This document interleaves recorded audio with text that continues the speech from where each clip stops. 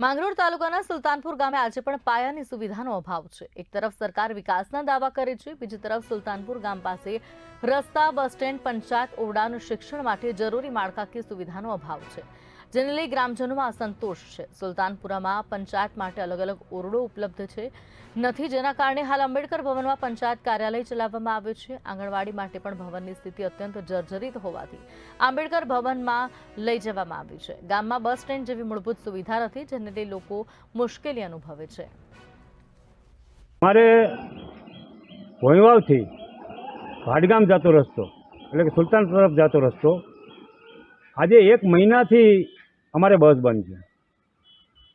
તંત્રનું પેટનું પાણી હલતું નથી। અમારું કહેવાનું મિનિંગ એ છે કે ભાઈ બાળકો 40 થી 50 માંગરોળ અપડાઉન કરે છે, તો એને ભણવામાં બહુ મોટી અસર થાય છે।